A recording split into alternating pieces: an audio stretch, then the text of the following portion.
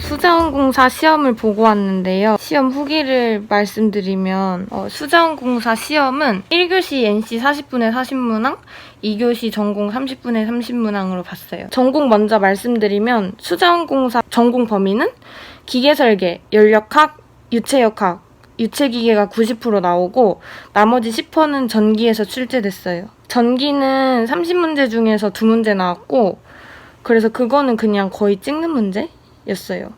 그리고 나머지 28문제는 그 아까 말씀드린 범위에서 골고루 나왔어요. 근데 제가 유체기계는 공부를 제대로 안 해서 유체기계에서 2문제는 몰라서 틀렸어요. 하나는 틀린 것 중에 하나는 수격펌프에서 도수관의 길이 구하는 공식 묻는 문제였고 하나는 원심펌프 특성곡선 문제가 나왔는데 여기는 제가 공부를 안 한 부분이어서 그냥 틀렸습니다. 유체기계 범위에서 또 기억나는 거는 수차 문제랑 펌프 상사 문제가 있었어요.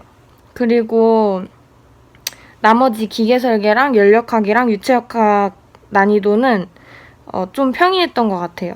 그래도 그 중에서 제가 헷갈렸던 문제는 먼저 설계에서 기어에 백래시를 하는 이유로 옳지 않은 것은 이렇게 나왔었는데 보기가 축변형 방지, 중심거리 오차 줄이기, 진동 감소, 가공 오차 줄이기 이렇게 나왔었던 것 같습니다. 근데 기어에 백래시가 뭔지는 아는데 그거를 왜 주냐 그렇게 물어보니까 그거는 그냥 뇌피셜로 축 변형 방지 이렇게 찍었는데 답은 알고 보니까 진동 감소라고 하더라고요. 그리고 유체역학에서 그 가속도를 편미분 방정식으로 이렇게 나타낸 것은 이 문제도 있었는데 이거는 제가 공식은 알고 있었는데 그거를 응용을 잘 못해서 틀린 것 같습니다.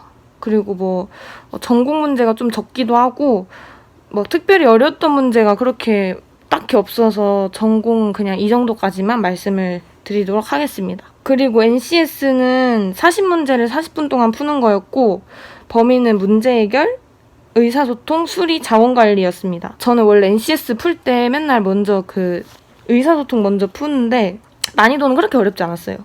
그래서 NCS 그 의사소통을 10분 만에 후다닥 풀고 바로 수리를 풀었습니다. 근데 수리 영역에 응용수리 문제가 나왔는데 개인적으로 저는 응용수리 문제가 이번에 좀 어려웠던 것 같아요.